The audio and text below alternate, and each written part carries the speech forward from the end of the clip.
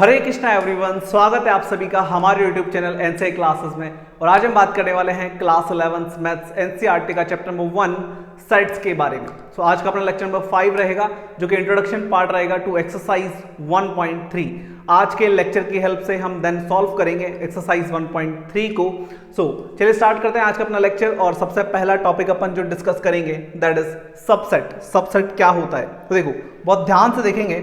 What is the meaning of subset? What is the meaning of subset? देखो भाई, बात समझो।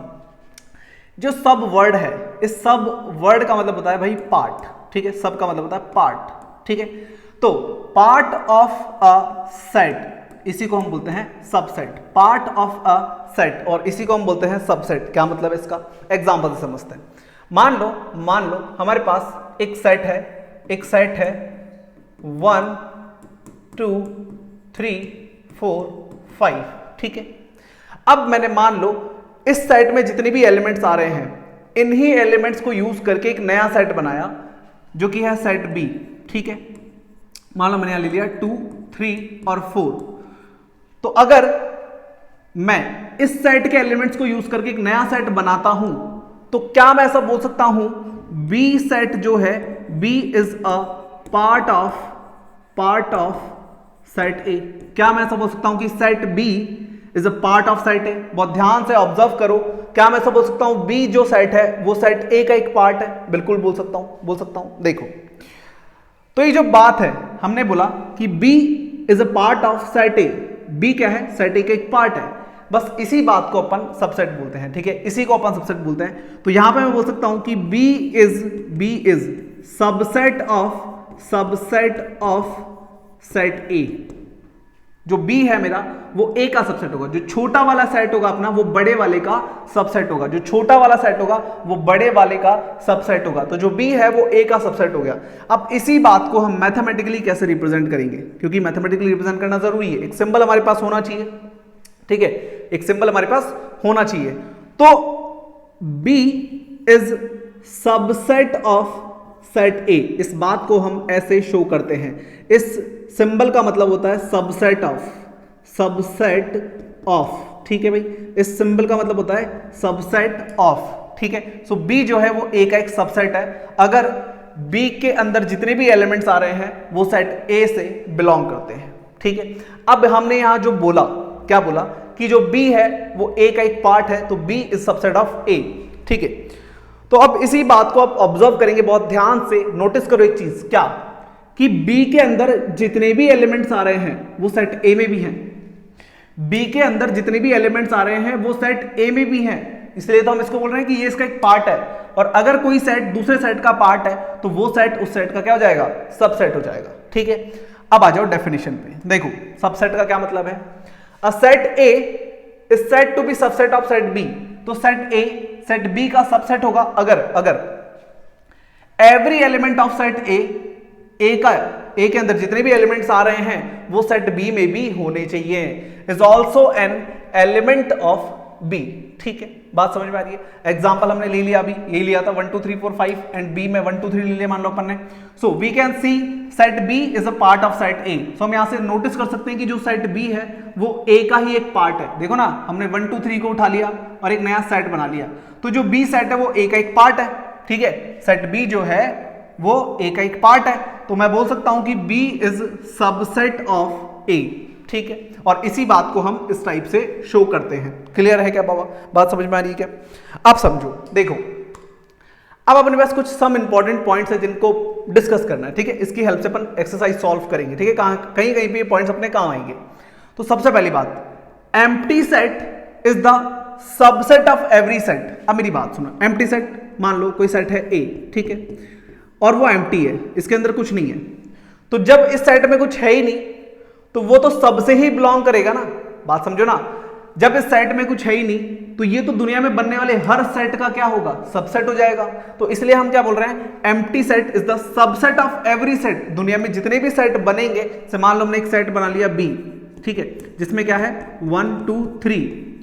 तो इस सेट में 1 2 3 आ रहा है, इस सेट में कुछ भी नहीं है। तो क्योंकि इसमें कुछ भी नहीं है, तो ये इसका एक सबसेट होगा। जो छोटा वाला सेट होगा हमेशा वो बड़े वाले सेट का क्या होगा, सबसेट होगा। तो मैं यहां पे बोल सकता हूं ए जो एम्प्टी सेट है वो सबसेट है बी का। अब बी कोई भी सेट हो सकता है ना, इसलिए हमने क्या बोल दिया, empty set is the subset of every set, क्योंकि उसमें कुछ है ही नहीं। तो जब उसमें कुछ नहीं है तो दुनिया में जितने भी सेट बनेंगे वो सबका क्या हो जाएगा, एक पार्ट हो जाएगा, एक सबसेट हो जाएगा। ठीक है, then every set is the subset of itself. इस बात को फील करेंगे। देखो हर सेट अपना ही सबसेट होता है। क्या मतलब इसका, मान लो हमारे पास एक सेट है ए, ठीक है, जिसमें है 1 2 3। अब अगर मैं इन तीनों एलिमेंट्स को यूज करके एक सेट बना लूं 1 2 3, तो ये दोनों सेट इक्वल होंगे। और अगर ये दोनों सेट इक्वल है तो ये भी सेट ए होगा।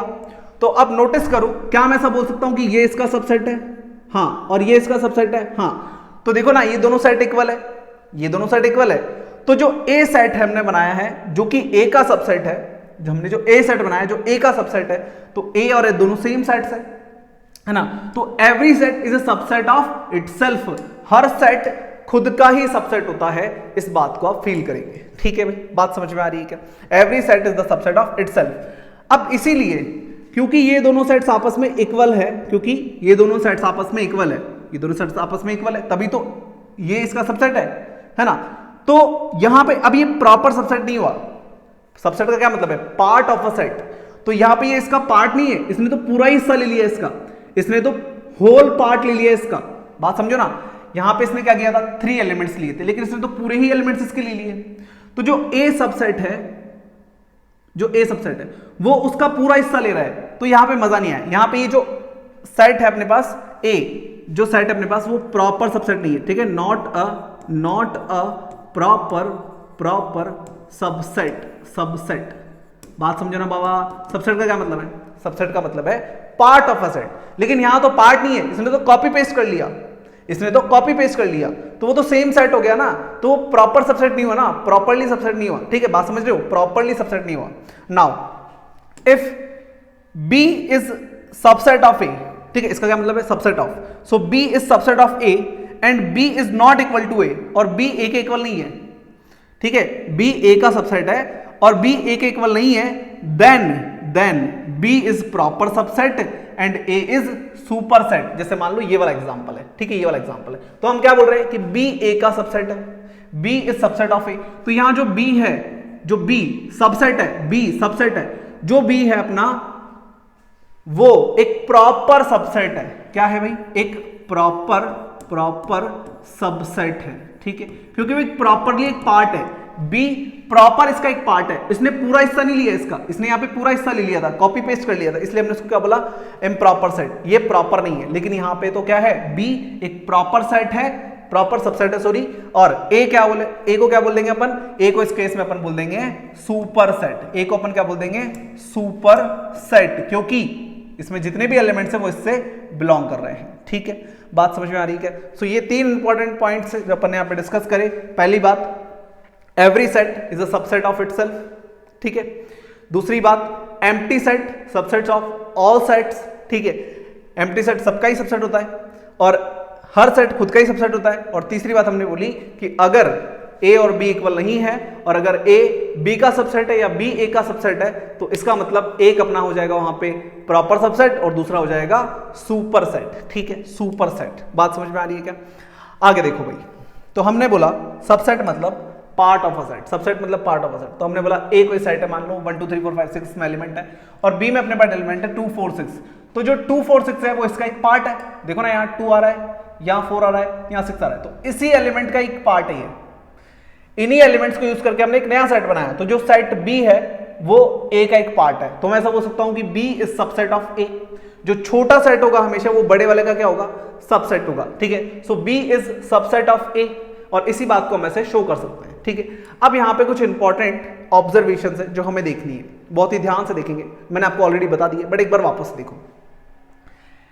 जितने भी एलिमेंट सेट बी में हैं, जितने भी एलिमेंट सेट बी में, वो सेट ए से बिलोंग करते हैं। जितने भी एलिमेंट सेट बी में है वो सेट ए से बिलोंग करते हैं, ठीक है। सो यहीं पे हमने ये बोला कि if B is subset of A, if B is subset of A then X क्या है, कोई एलिमेंट है, एक्स बी से बिलोंग कर रहा है तो एक्स ए से भी बिलोंग करेगा। बात समझो बाबा, हम बोल रहे हैं कि 2 जो है वो बिलोंग कर रहा है सेट बी से, ठीक है। तो अब आप नोटिस करो कि 2 सेट ए से भी बिलोंग कर रहा है, ठीक है। तो जो 2 है वो सेट बी से भी बिलोंग कर रहा है। बस हम यही बोल रहे हैं कि जितने भी एलिमेंट्स इधर आ रहे हैं वो सारे के सारे इधर भी होंगे, बस ये सिंपल सी बात हम बोल रहे हैं, ठीक है। Then if A is subset of B, अगर ए बी का सबसेट है और अगर बी ए का सबसेट है तो ये तो सिर्फ तब हो सकता है जब ये दोनों सेट आपस में क्या हो, इक्वल हो। बात समझ रहे हो। मान लो हमारे पास कोई सेट है ए, ठीक है, 1 2 3, ठीक है, 1 2 3 ये हमारे पास कोई सेट है, ठीक है। और हमने एक सेट बनाया इससे लेट 1 2, ठीक है। अब मेरी बात सुनो, ये जो छोटा वाला सेट है बड़े वाले का क्या होगा, सबसेट होगा। तो मैं ऐसे बोल सकता हूं कि B is subset of A, लेकिन क्या मैं ये बात बोल सकता हूं कि A is subset of B? नहीं बोल सकता। क्यों नहीं बोल सकता? क्योंकि A में 3 आ रहा है और 3 उधर नहीं आ रहा। सबसेट जो हमारा होगा उसमें जितने भी एलिमेंट होंगे वो सुपर सेट से क्या करेंगे, बिलोंग करेंगे। लेकिन यहां पे तो 3 आ रहा है लेकिन इधर 3 नहीं आ रहा, तो मैं ये नहीं बोल सकता कि ये इसका सबसेट है, ठीक है। तो A is not a subset of B। अब अगर मुझे इसको इसका सबसेट बनाना है तो या तो यहां से 3 हटाना पड़ेगा या इसमें 3 डालना पड़ेगा, ठीक है। तो अब मैं जैसे इसमें 3 डाल दूंगा, अब मैं जैसे इसमें 3 डाल दूंगा तो अब नोटिस करो ये अभी भी इसका सबसेट है क्योंकि जितने एलिमेंट इधर आ रहे हैं वो इधर भी आ रहे हैं, ठीक है। सो जैसे ही मैंने ये किया, जैसे ही मैंने ये किया, नाउ अब मैं बोल सकता हूं कि A is subset of B। अब ये दोनों एक दूसरे के सबसेट है, तो अगर B A का सबसेट है और A B का सबसेट है तो A और B आपस में इक्वल होंगे, तभी ऐसा हो सकता है, तभी दोनों सेट एक दूसरे के सबसेट हो सकते हैं, अदरवाइज वो इक्वल नहीं होंगे, ठीक है, या फिर एक दूसरे के सबसेट नहीं होंगे। क्लियर है क्या? बात समझ में आई क्या? अब देखो आगे नेक्स्ट अपने पास कुछ एग्जांपल्स हैं जो डिस्कस करने हैं, ठीक है। देखो एग्जांपल्स देखो, example number 9, example number 9, consider the sets 5 A and B and C। तो अपने पास क्या क्या है, एक तो सेट है 5, ठीक है, दैट इज एम्प्टी सेट। देन उसके बाद अपने पास एक सेट है A में है 1 3, ठीक है। देन अपने पास सेट है सेट B में है 1 5 9, ठीक है बाबा। और फिर सेट है C में है अपने पास 1 3 5 7 9, ओके।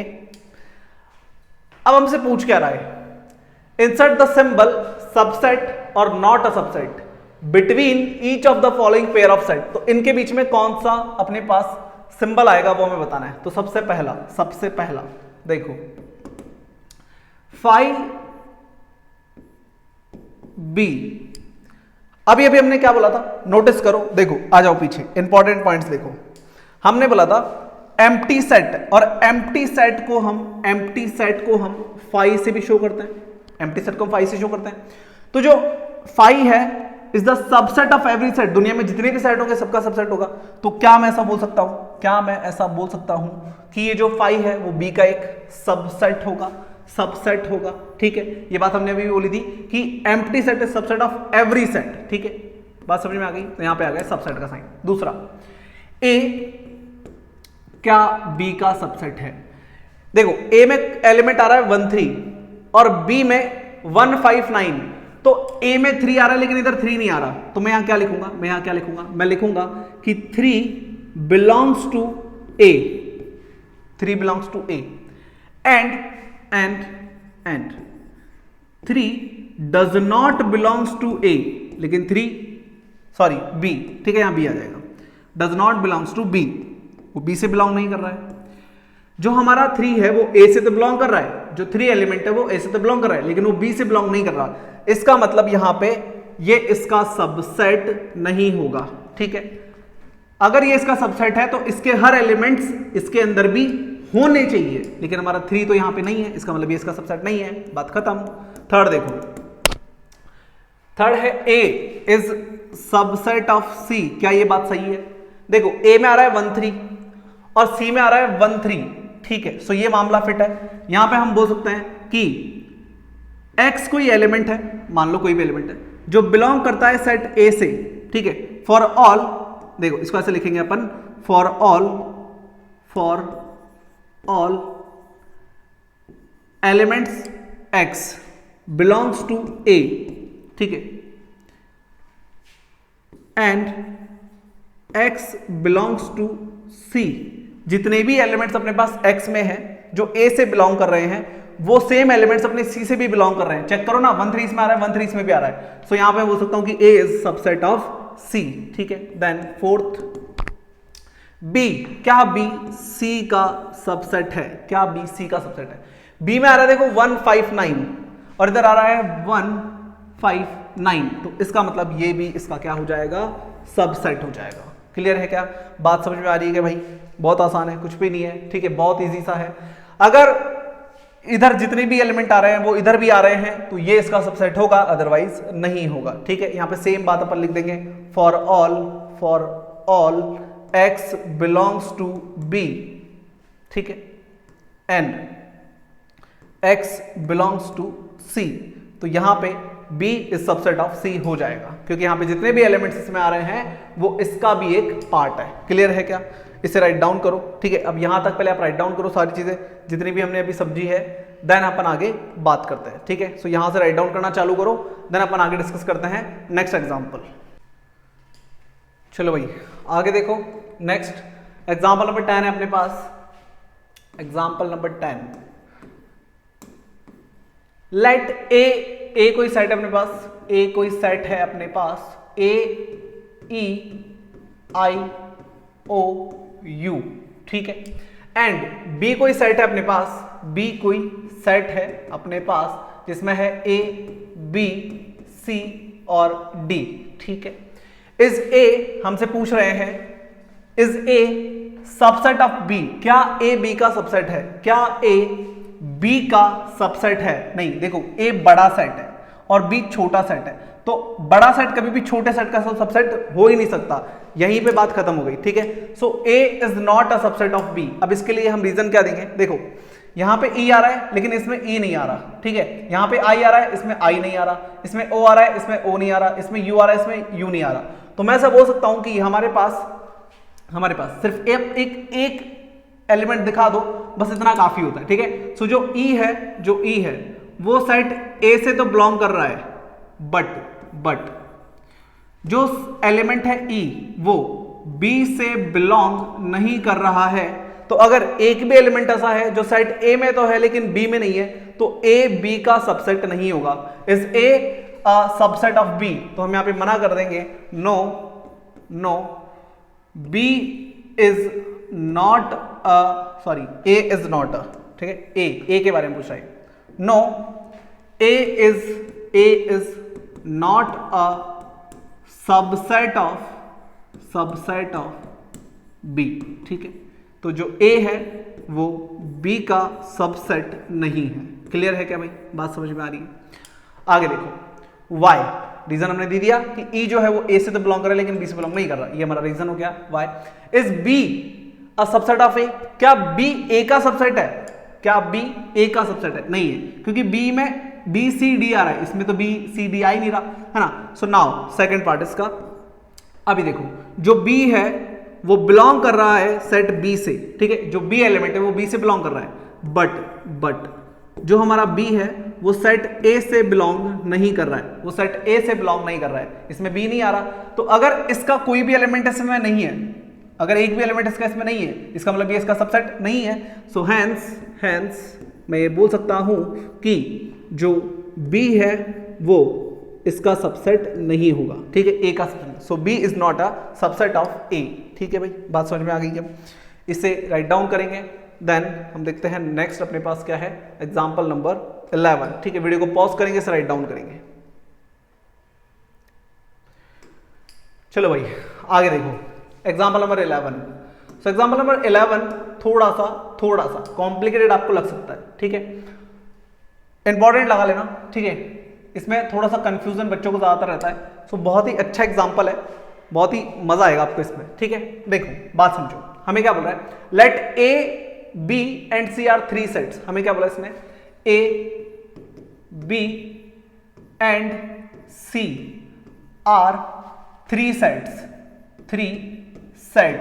ठीक है।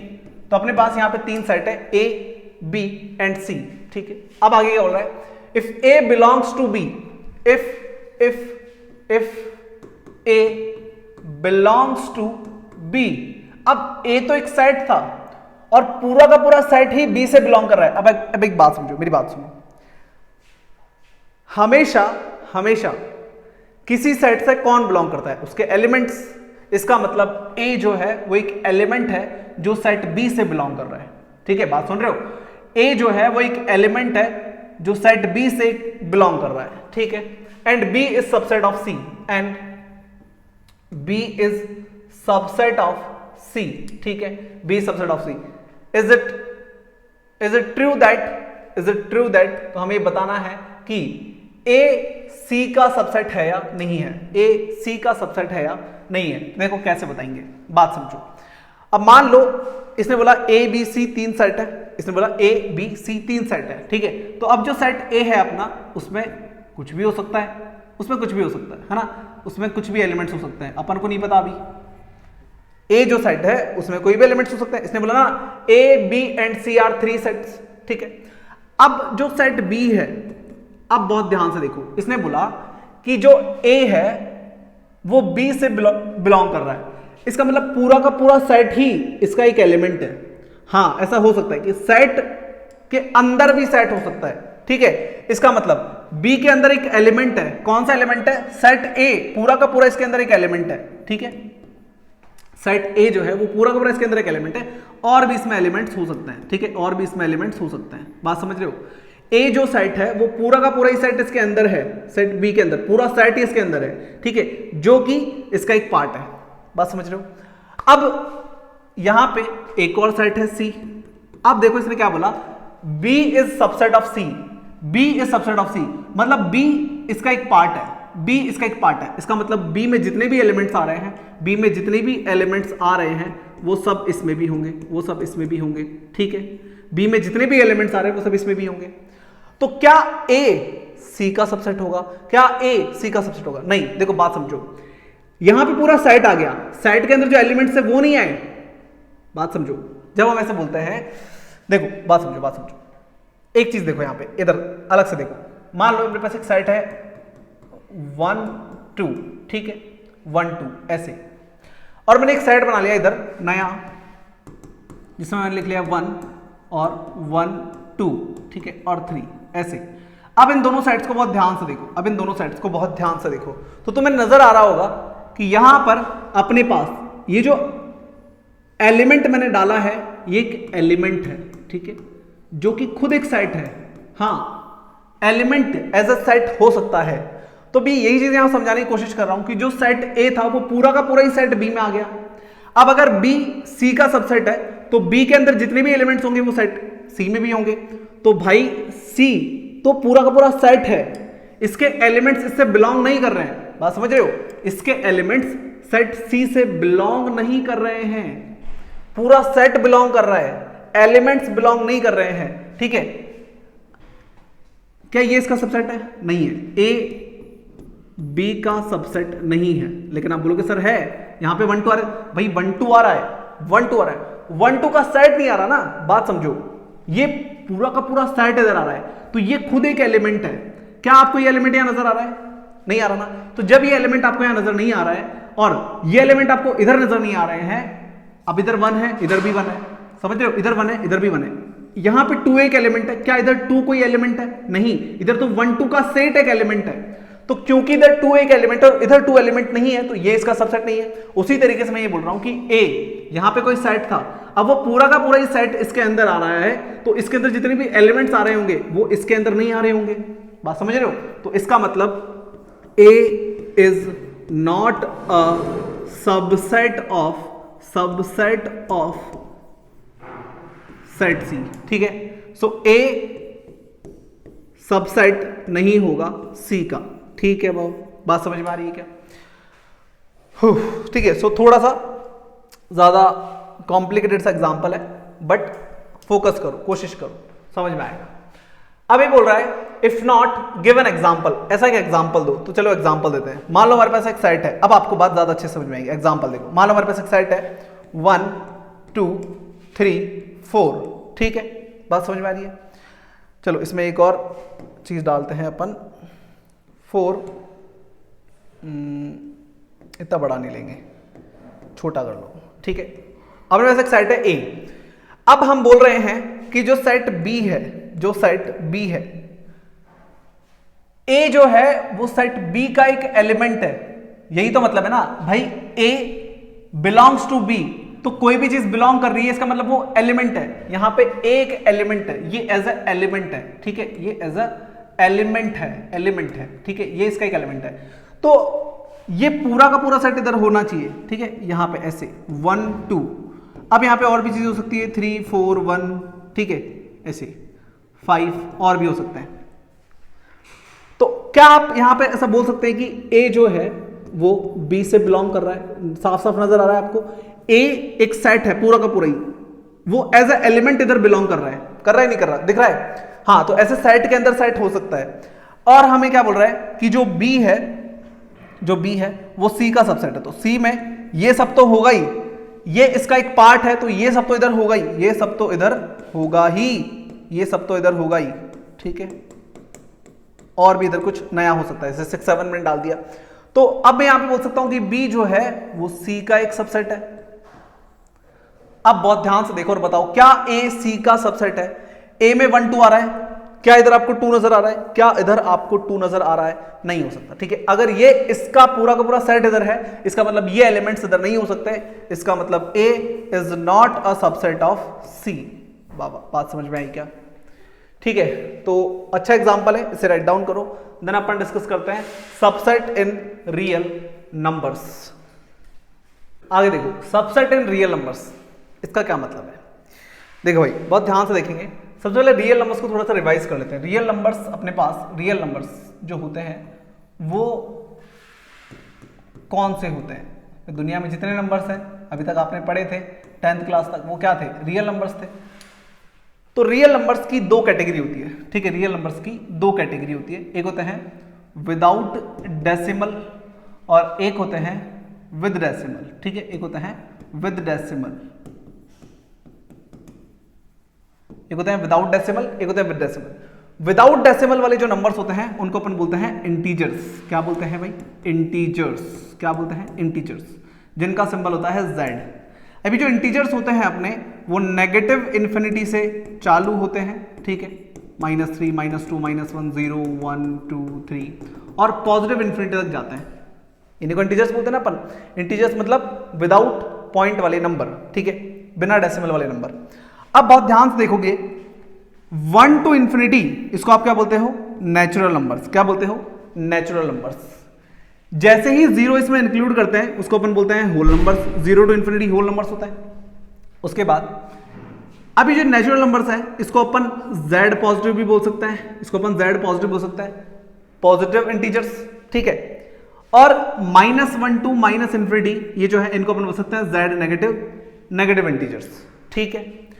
विद डेसिमल में अपने पास 3 टाइप के नंबर होते हैं। विद डेसिमल में अपने पास 3 टाइप के नंबर होते हैं, आपने पढ़े होंगे 10th क्लास का, ये बेसिक है थोड़ा सा। यहां पे अपने पास होता है टर्मिनेटिंग डेसिमल एक्सपेंशन, ठीक है, एक होता है टर्मिनेटिंग डेसिमल, एक होता है टर्मिनेटिंग डेसिमल, फिर एक होता है नॉन टर्मिनेटिंग बट रिपीटिंग, ठीक है, फिर एक होता है नॉन टर्मिनेटिंग नॉन रिपीटिंग। ये 3 टाइप के नंबर आपने पढ़े होंगे 10th क्लास में, terminating decimal, non terminating but repeating और नॉन टर्मिनेटिंग नॉन रिपीटिंग, ठीक है, नॉन रिकरिंग, ऐसा कुछ। अभी जो टर्मिनेटिंग डेसिमल होते हैं अपने पास, उनको आप P/Q के फॉर्म में डिनोट कर सकते हो, ठीक है। नॉन टर्मिनेटिंग बट रिपीटिंग, इनको भी आप P/Q के फॉर्म में डिनोट कर सकते हो, ठीक है, आपने 10th क्लास में पढ़ा होगा। और इधर जितने भी इंटीजर्स अपने पास, इनको भी आप P/Q के फॉर्म में डिनोट कर सकते हो, ठीक है। इन्हें हम P अपॉन क्यू के फॉर्म में डिनोट नहीं कर सकते, तो ये कौन से नंबर हो जाते हैं अपने? इर्रेशनल। जिनको हम P अपॉन क्यू के फॉर्म में डिनोट नहीं कर सकते वो इर्रेशनल, और जिनको P अपॉन क्यू में डिनोट कर सकते हैं वो अपने होते हैं नंबर रैशनल। वो कैसे नंबर होता है? रैशनल। ठीक है, सो ये रैशनल है और ये भी क्या है? रैशनल है। अब बात समझो, T क्या है?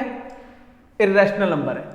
तो जो इर्रेशनल नंबर है हमारे पास, इर्रेशनल नंबर अगर एक सेट है, वो किसका पार्ट है? रियल नंबर्स का। इर्रेशनल नंबर किसका पार्ट है? रियल नंबर्स का। तो मैं ऐसा बोल सकता हूं कि जो इर्रेशनल नंबर है जिसको हम T से डिनोट करते हैं वो रियल नंबर्स का एक सबसेट होंगे। रियल नंबर्स को हम R से डिनोट करते हैं। तो भाई जो इर्रेशनल नंबर्स हैं जिसको हम T बोल रहे हैं, T इसका एक सिंबल है, ठीक है, तो T जो है वो सबसेट है इर्रेशनल नंबर्स का। वो किसका पार्ट है? रियल नंबर्स का। ये सारे नंबर्स किसका पार्ट है? रियल नंबर्स के पार्ट है। ये सारे नंबर्स रियल नंबर्स का एक पार्ट है। तो मैं ऐसा बोल सकता हूं कि ये जो T है वो R का एक सबसेट होगा। ठीक है, बात समझ में आ गई? तो जो इर्रेशनल नंबर्स है वो रियल नंबर्स का क्या होता है? सबसेट होते हैं। नाउ N मतलब है नेचुरल नंबर्स। क्या नेचुरल नंबर्स होल नंबर्स का एक सबसेट होता है? हाँ, देखो नेचुरल नंबर में क्या क्या आता है? नेचुरल नंबर्स में क्या क्या आता है? 1 2 3 4, कहां तक आएगा? इन्फिनिटी तक। ठीक है, होल नंबर में क्या क्या आता है? 0 1 2 3 4, कहां तक? इन्फिनिटी तक। तो आप बहुत ध्यान से देख सकते हो कि नेचुरल नंबर का जो सेट है वो सेट W से बिलोंग कर रहा है। तो इसका मतलब नेचुरल नंबर्स का सेट होल नंबर्स का एक सबसेट होता है। नेचुरल नंबर्स का सेट होल नंबर्स का एक सबसेट होता है। तो यहां से हमने बोल दिया कि N सबसेट ऑफ W। अब W जो है, अब जो W है, W में क्या आ गया? 0 टू इन्फिनिटी। W में 0 टू इन्फिनिटी आ गया, जहां पे ये सारे इंटीजर्स हैं। तो ये जो W है वो इंटीजर्स का एक पार्ट है। ये जो W है वो इंटीजर्स का एक पार्ट है, क्योंकि इंटीजर्स में तो माइनस इन्फिनिटी से प्लस इन्फिनिटी तक सारे आ रहे हैं। तो इसका मतलब जो W है वो इंटीजर्स का एक पार्ट है। तो इसका मतलब ये हुआ कि होल नंबर्स इंटीजर्स का सबसेट होता है। बात समझ रहे हो? अब जितने भी इंटीजर्स है वो सारे क्या है? रैशनल नंबर है। अब रैशनल नंबर तो इधर भी होते हैं, ये रहे, इनको भी P अपॉन क्यू में डिनोट कर सकते हो, इनको भी। इसका मतलब रैशनल नंबर्स, इसका मतलब जो इंटीजर्स है वो रैशनल नंबर का एक पार्ट है। ठीक है, सो इंटीजर्स हमारे रैशनल नंबर का एक पार्ट है। इसका मतलब है रैशनल नंबर। क्यू का क्या मतलब है यहाँ पे? Rational numbers. ठीक है, रैशनल नंबर्स का सेट है, सेट ऑफ रैशनल नंबर्स। ठीक, बात समझ में आ रही है क्या? बस ये अपने पास लास्ट था, इसको हटा दो, ये कुछ नहीं है, ये गलती से मिसप्रिंट हो गया इधर। ठीक है भाई,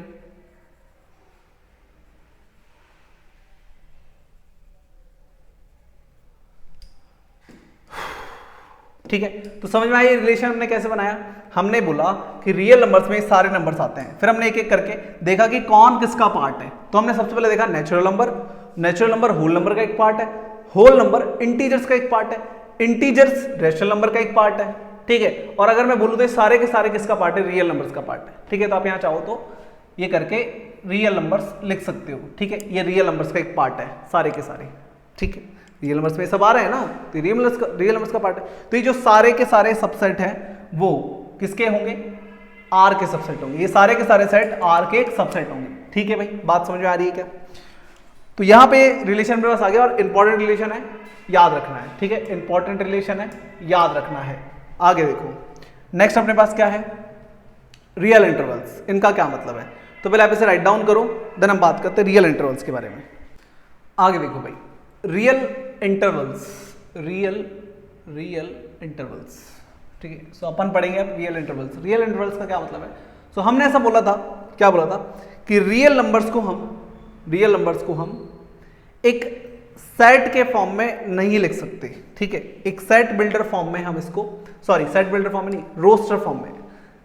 रियल नंबर्स को हम रोस्टर फॉर्म में नहीं लिख सकते। ऐसा क्यों था? देखो, रियल नंबर्स में हमारे पास रियल नंबर का अगर मैं लाइन बनाता हूं, ठीक है, सो 1 और 2 इनके बीच में भी इनफाइनाइट रियल नंबर्स होते हैं। तो 1 और 2 के बीच में क्योंकि इनफाइनाइट रियल नंबर्स है, इसलिए हम इनको रोस्टर फॉर्म में नहीं लिख सकते। ठीक है, इनको हम रोस्टर फॉर्म में नहीं लिख सकते हैं। तो अब इसको कैसे रिप्रेजेंट करेंगे? तो हम यहां पे रियल नंबर्स के सबसेट को रिप्रेजेंट करना सीखेंगे बाय इंटरवल्स। रियल नंबर्स के सबसेट को रिप्रेजेंट करना सीखेंगे बाय इंटरवल्स। कैसे? देखो इंटरवल्स का क्या मतलब है। अब आपको यहाँ पे 4 टाइप के ब्रैकेट सीखने पड़ेंगे, सो बहुत ही ध्यान से देखेंगे, बहुत ही ध्यान से देखेंगे। 4 टाइप के ब्रैकेट अपन यहाँ पे देखेंगे। सबसे पहला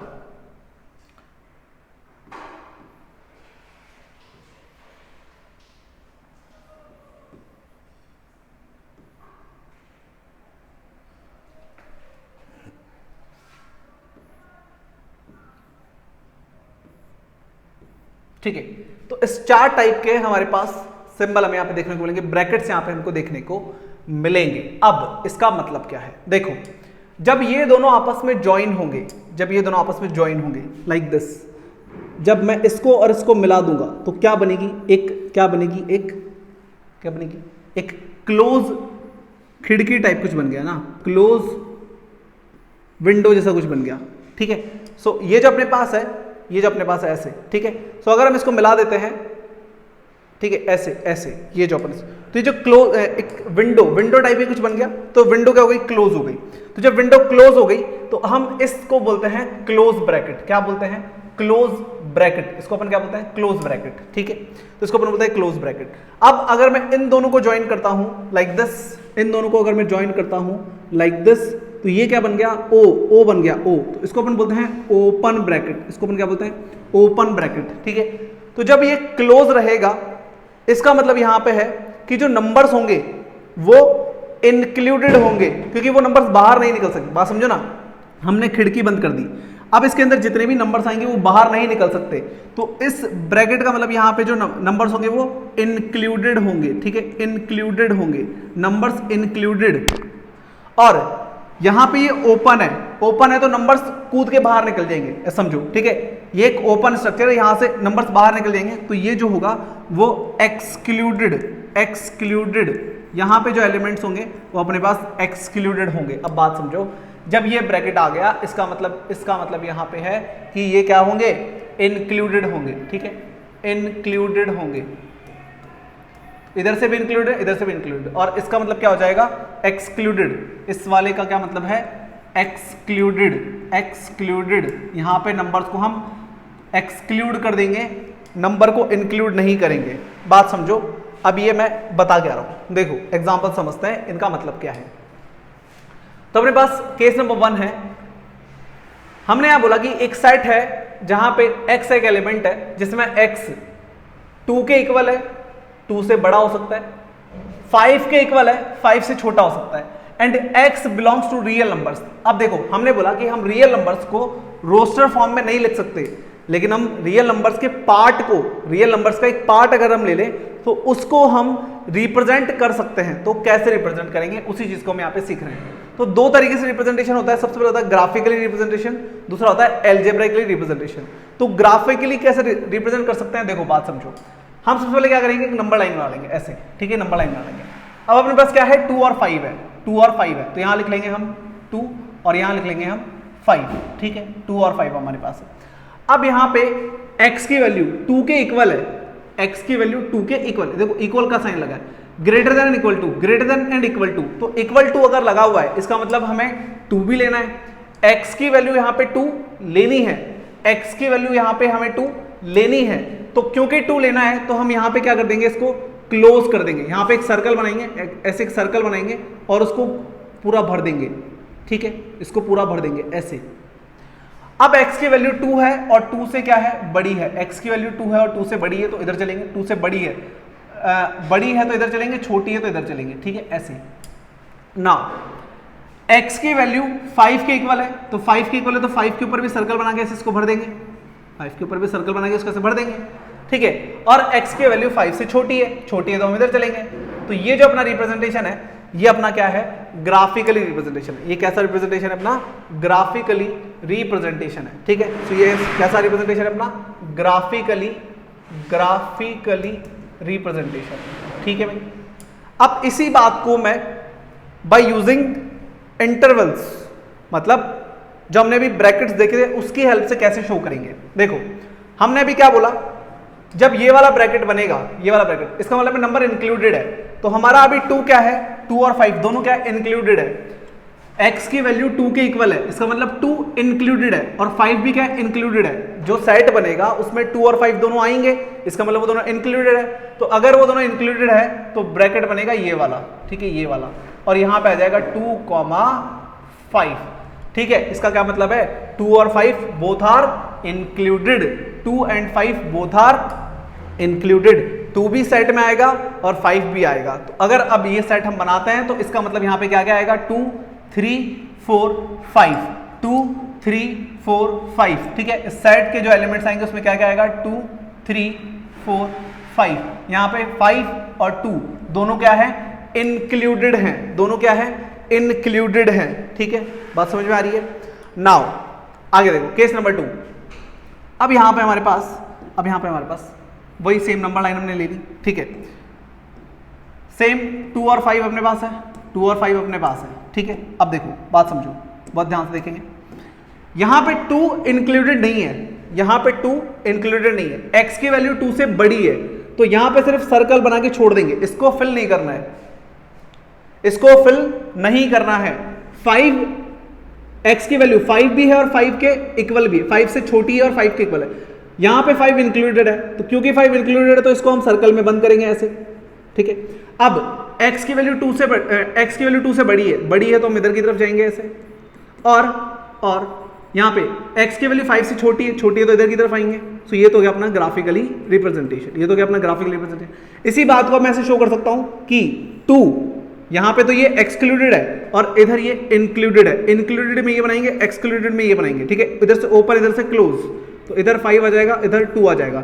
इसका मतलब ये है कि यहाँ पे 2 अब नहीं आएगा, 2 एक्सक्लूड हो गया। इस वाले ब्रैकेट का क्या मतलब था, एक्सक्लूड होना, ठीक है, एक्सक्लूड। सो यहाँ पे 2 एक्सक्लूड हो गया, 2 नहीं आएगा, तो यहाँ पे अब 3 4 और 5 आएगा, ठीक है, 3 4 और 5 आएगा। जो सेट बनेगा उसमें 3 हो सकता है, 4 हो सकता है, 5 2 नहीं हो सकता क्योंकि यहाँ पे 2 है ही नहीं, x की वैल्यू 2 के इक्वल है ही नहीं। बात समझ रहे हो। अब देखो आगे third case number 3। Case number 3 में अपने पास क्या है, 2 तो इंक्लूडेड है, x की वैल्यू 2 के इक्वल है, लेकिन 5 पे क्या हो गया, 5 क्या हो गया, एक्सक्लूड हो गया, 5 क्या हो गया, एक्सक्लूड हो गया, 5 एक्सक्लूड हो गया।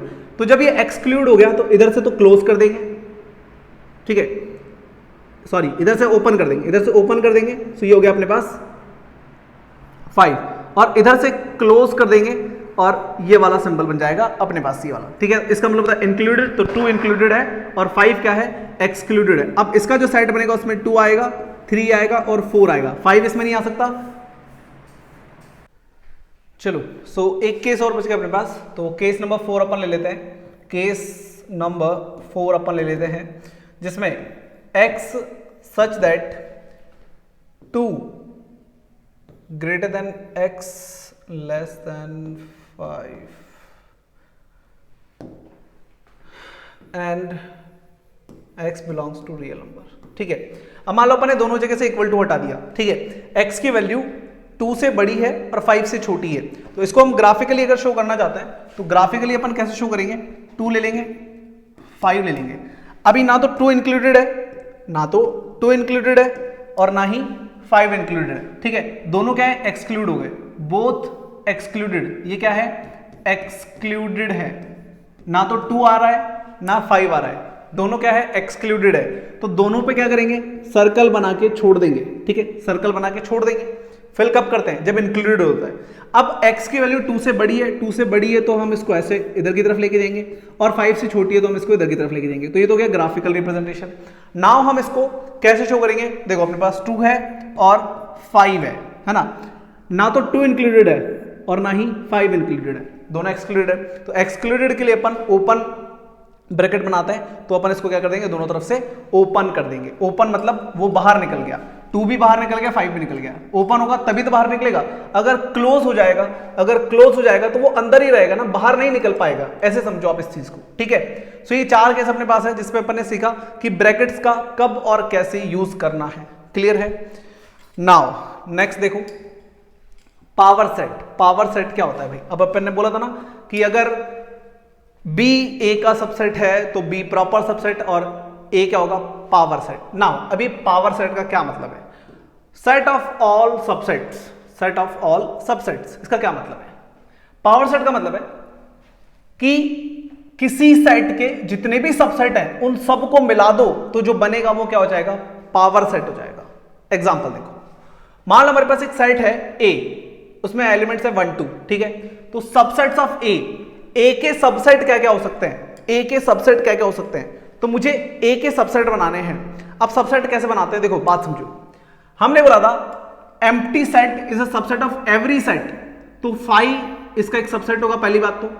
Empty set is a subset of every set, दुनिया में जितने भी सेट होते हैं एम्प्टी सेट या फाई उन सबका सबसेट होता है, तो यहां पे फाई इसका एक सबसेट होगा, ठीक है। उसके बाद अगर मैं यहां से 1 ले लूं और एक सेट बना लूं, अगर मैं यहां से 1 ले लूं और एक सेट बना लूं तो ये भी एक इसका सबसेट है।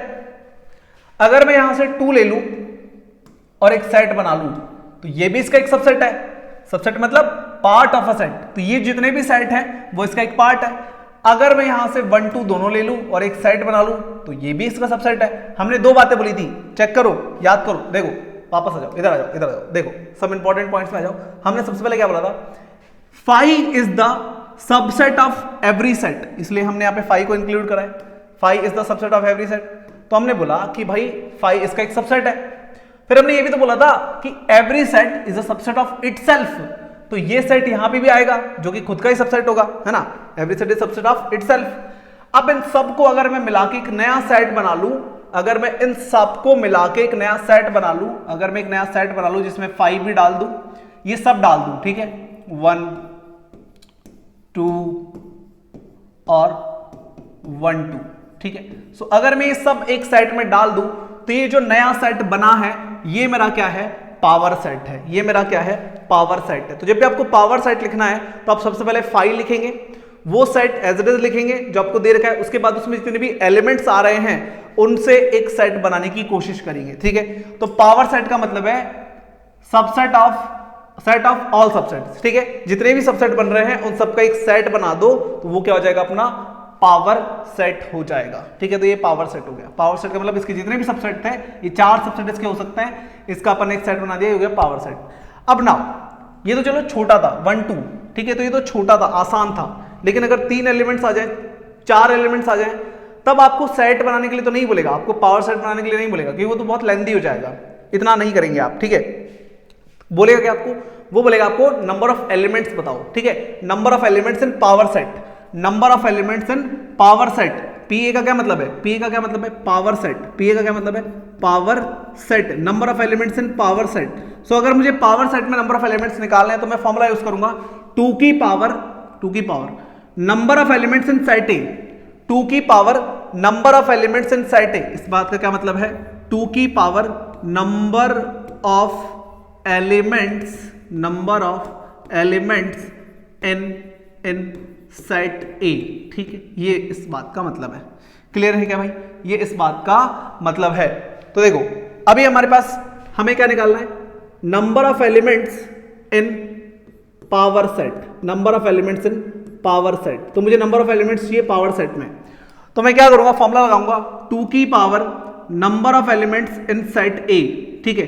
सो 2 की power number of elements in set A, set ए में कितने एलिमेंट्स है, 2 एलिमेंट्स है, तो 2 की पावर 2, तो कितना आया, 4 आया। अब आप चेक करो यहाँ पे 4 एलिमेंट्स यहाँ पे आपको दिख रहे होंगे, 1 2 3 4, ये खुद एक, ये सेट खुद एक क्या है, एलिमेंट है। सो यहाँ पे देखो 1 2 3 एंड 4, तो 4 एलिमेंट्स अपने यहाँ पे नजर आ रहे होंगे। तो पावर सेट में हमेशा कितने एलिमेंट्स होंगे, पावर सेट में हमेशा कितने एलिमेंट्स होंगे, 4। किसमें, जब आपके पास 2 एलिमेंट्स गिवन है, तो पावर सेट में हमेशा 2 की power n a, number of elements in set A given जो है अपने पास, उतने एलिमेंट्स होंगे। क्लियर है क्या बाबा, बात समझ में आ रही है क्या, ठीक है। अब मान लो हमें बोला कि एक सेट है B जिसमें 2 है 3 है और 5 है, और आपसे पूछ रहा है इसके पावर सेट में कितने एलिमेंट्स होंगे, तो हम क्या करेंगे, 2 की पावर 3 कर देंगे, 2 की पावर 3 मतलब 8, ठीक है। सो अपने पास यहाँ पे 8 एलिमेंट्स हो जाएंगे। तो जितने एलिमेंट्स हैं उतनी 2 की पावर ले लो, उतने ही आपके पास क्या हो जाएंगे, एलिमेंट्स हो जाएंगे। Elements in power set, elements in power set. Clear है क्या बाबा? आगे देखो नेक्स्ट यूनिवर्सल सेट, इसको समझ लो, लास्ट है ये, एंड देन अपना आज का लेक्चर हो जाएगा कंप्लीट। देन अपन चलेंगे एक्सरसाइज 1.3 के सॉल्यूशन पे, ठीक है। तो आप इसको और इसको साथ में ही राइट डाउन कर लेंगे। यूनिवर्सल सेट, यूनिवर्सल सेट क्या होता है भाई? इन एनी कॉन्टेक्स्ट, मतलब हम किसी की भी बात करें, मैथमेटिकली हम किसी की भी बात करें, largest possible set is called a universal set.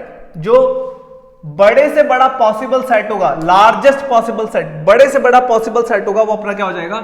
Universal set. Universal मतलब जिसमें सब कुछ आ गया, यूनिवर्सल मतलब सब कुछ आ जाना। तो किसी भी कॉन्टेक्स्ट में अगर मैं मैथमेटिकली एक सेट की बात करता हूं, तो उस कॉन्टेक्स्ट में जितने भी बड़े से बड़ा सेट बन सकता है, वो अपना क्या हो जाएगा? वो अपना क्या हो जाएगा? यूनिवर्सल सेट हो जाएगा, यूनिवर्सल सेट हो जाएगा। फॉर एग्जाम्पल मान लो मैंने बोला कि सेट ऑफ राइट ट्राइंगल्स, तो राइट ट्राइंगल्स वो होता है जिसमें 90 डिग्री का एंगल आता है। तो अगर ए एक सेट है राइट ट्राइंगल्स का, तो सेट बी यूनिवर्सल हो जाएगा अगर मैं बोलूं सेट ऑफ ऑल ट्राइंगल्स, क्योंकि ऑल ट्राइंगल्स में तो राइट ट्राइंगल भी आ जाएगा, है ना। तो किसी भी कॉन्टेक्स्ट में जो बड़े से बड़ा सेट बनेगा, वो अपना क्या हो जाएगा? यूनिवर्सल सेट हो जाएगा। सो एग्जांपल लेट ए कोई सेट है, set of all equilateral triangles. Equilateral triangles मतलब जिसमें ऑल साइड्स इक्वल होती है, ठीक है। तो अब इतना छोटा भी हो सकता है, उससे बड़ा भी हो सकता है, इतना बड़ा भी ट्राइंगल हो सकता है, ठीक है। तो जो इक्विलैटरल ट्राइंगल्स का सेट है, अगर वो सेट ए है, तो उसका यूनिवर्सल सेट क्या बनेगा? Set of all triangles. बड़े से बड़ा सेट क्या हो सकता है? सारे ट्राइंगल्स को जोड़ दो, है ना। तो सेट ऑफ ऑल ट्राइंगल्स क्या हो जाएगा? यूनिवर्सल सेट हो जाएगा। देन बी कोई सेट है, सेट ऑफ ऑल रेक्टेंगल्स। अब रेक्टेंगल क्या होता है? क्वाड्रिलेटरल होता है। रेक्टेंगल क्या होता है? क्वाड्रिलेटरल होता है। अब रेक्टेंगल में 4 साइड्स होती है, तो स्क्वायर में भी 4 साइड होती है, रेक्टेंगल में भी 4 साइड होती है, पैरेललोग्राम में भी 4 साइड होती है, रोम्बस में भी 4 साइड होती है, ट्रेपेजियम में 4 साइड होती है। तो भाई वो सारे के सारे क्या है? 4 साइड्स वाले, क्वाड्रिलेटरल है।